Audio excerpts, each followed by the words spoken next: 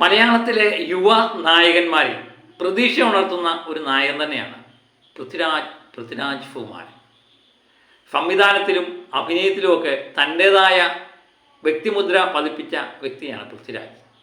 പക്ഷേ പൃഥ്വിരാജിനെ പറ്റി നമ്മളിപ്പോൾ പറയാനുള്ള ഒരു കാരണം, തുടർച്ചയായിട്ടുള്ള പൃഥ്വിരാജിൻ്റെ ചിത്രങ്ങൾ പരാജയപ്പെടുന്നതിൻ്റെ കാരണം നമ്മൾ അന്വേഷിക്കുകയാണ്. എമ്പുരാൻ എന്ന ചിത്രം ഇറങ്ങിയതിന് ശേഷം ഒരു സംഘടിതമായ ആക്രമണം ഒരു ഭാഗത്തു നിന്ന് നിരന്തരമായി പൃഥ്വിരാജിനെതിരെ ഉണ്ടായിരുന്നു. അത് നമ്മൾ സോഷ്യൽ മീഡിയയിലേക്ക് കാണുമ്പോൾ മനസ്സിലാകും. അതുതന്നെയാണോ പൃഥ്വിരാജിൻ്റെ ചിത്രങ്ങൾ പരാജയപ്പെടാനുള്ള കാരണമായിട്ട് കാണുന്നത്? ഒരിക്കലുമല്ല.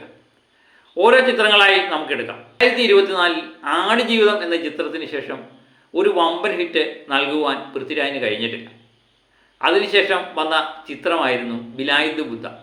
വമ്പൻ പ്രതീക്ഷയോടെ വന്ന ചിത്രം, വമ്പൻ മുടക്കുമുതലുള്ള ചിത്രം. ഏകദേശം 30 കോടിയോളം മുടക്കിയാണ് ഈ ചിത്രം എടുത്തത്.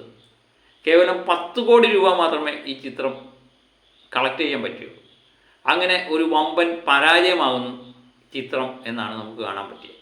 പൃഥ്വിരാജിൻ്റെ ഈ ചിത്രത്തിനെതിരെയും സംഘടിതമായ ആക്രമണം ഉണ്ടായിരുന്നു. പക്ഷേ അതുമാത്രമല്ല ചിത്രം പരാജയപ്പെടാനുള്ള ഒരു കാരണം കഥയില്ലായ്മ ആ ചിത്രത്തെ വല്ലാതെ ബാധിച്ചു. കാട്ടിലെ കഥ എന്നൊക്കെ പറയുമ്പോൾ വളരെ പ്രതീക്ഷയോടെ പ്രേക്ഷകർ കാത്തിരുന്നെങ്കിലും, വളരെ പ്രതീക്ഷയോടെ ചിത്രം തിയേറ്ററിൽ പോയി കണ്ടെങ്കിലും ചിത്രം നമുക്ക് പ്രത്യേകിച്ചൊന്നും തന്നില്ല. അതുതന്നെയാണ് ചിത്രത്തിൻ്റെ പരാജയത്തിന് കാരണം. രണ്ടാമത്തെ ചിത്രം നമുക്കെടുക്കാം. കാലത്തായിട്ട് ഇറങ്ങിയ നിഫാം ബഷീർ സംവിധാനം ചെയ്ത ചിത്രമായിരുന്നു ഐ നോബഡി. ഒരു ബാങ്ക് മോഷണത്തിൻ്റെ കഥ പറഞ്ഞ പൃഥ്വിരാജ് ചിത്രം വമ്പൻ പരാജയമാകുന്നത് ഇപ്പോൾ നമ്മൾ കാണും.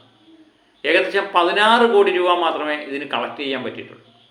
35 കോടിക്ക് മുകളിലാണ് ഇതിൻ്റെ ബഡ്ജറ്റ് തന്നെ.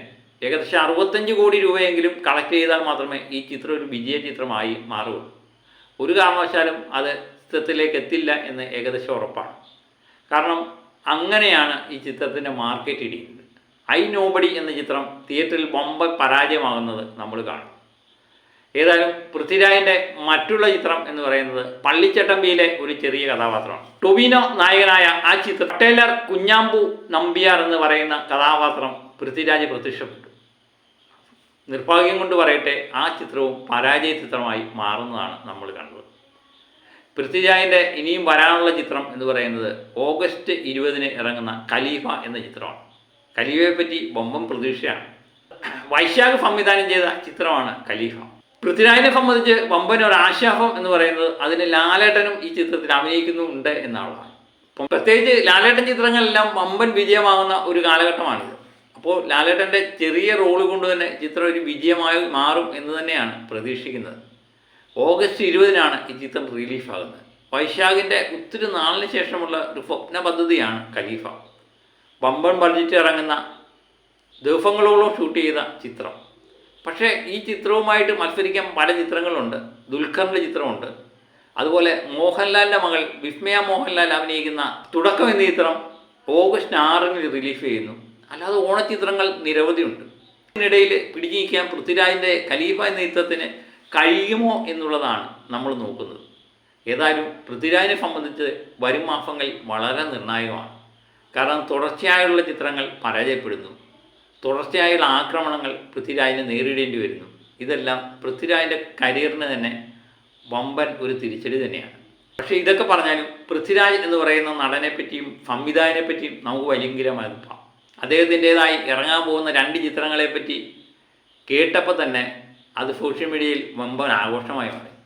കാരണം അദ്ദേഹം സംവിധാനം ചെയ്യാൻ പോകുന്ന 2 ചിത്രങ്ങൾ അതും ലാലേട്ടൻ്റേതാണ് എന്നുള്ളതാണ് പ്രേക്ഷകർക്ക് തൃപ്തി നൽകുന്നത്. ലാലേട്ടനും പൃഥ്വിരാജും അഭിനയിക്കുന്ന ഒരു ചിത്രം അണിയറയിൽ ഒരുങ്ങുന്നു എന്നാണ് അറിയാൻ പറ്റുന്നത്. അതുപോലെ ലൂസിഫറിൻ്റെ 3ാം ഭാഗമായ എമ്പുരാന് ശേഷമുള്ള ചിത്രവും പൃഥ്വിരാജ് സംവിധാനം ചെയ്യാൻ പോകുന്നു എന്നും അറിയുന്നു. ഇതിനിടയിൽ രാജമൗലിയുടെ ചിത്രത്തിലും പൃഥ്വിരാജ് അഭിനയിച്ചുകൊണ്ടിരിക്കുകയാണ്. ഇതൊക്കെ പ്രതീക്ഷ ഉണർത്തുന്ന കഥാപാത്രങ്ങൾ തന്നെ. ഏതായാലും കാത്തിരുന്ന് കാണാം.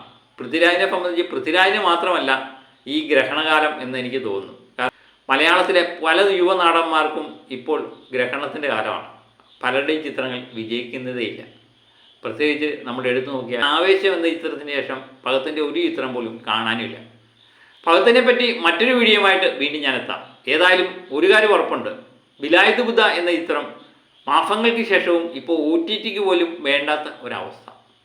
ഇപ്പം ഇത് നേരത്തെ തന്നെ നമ്മൾ പറഞ്ഞു, ഇത് പൃഥ്വിരാജിൻ്റെ മാത്രം അവസ്ഥയല്ല, ഇപ്പം പല നടന്മാർക്കും സംഭവിച്ചുകൊണ്ടിരിക്കുന്ന കാര്യം തന്നെയാണ്. ഏതായാലും ഇതിൽ നിന്ന് കരകയറാൻ പൃഥ്വിരാജിൻ്റെ ചിത്രത്തിന് കഴിയുമോ എന്നാണ് നമ്മൾ നോക്കുന്നത്. ഓഗസ്റ്റ് 20 ഇറങ്ങുന്ന ഖലീഫ എന്ന ചിത്രത്തെ പ്രേക്ഷകർ ഉറ്റുനോക്കുന്നുണ്ട് വളരെ പ്രതീക്ഷയോടെ. അതിലൂടെ കരകയറാൻ പൃഥ്വിരാജിന് കഴിയട്ടെ എന്ന് ആത്മാർത്ഥമായിട്ട് ആഗ്രഹിച്ചുകൊണ്ട് മറ്റൊരു വീഡിയോയുമായിട്ട് വീണ്ടും ഞാൻ എത്തും വരെ ഓക്കെ ബൈ.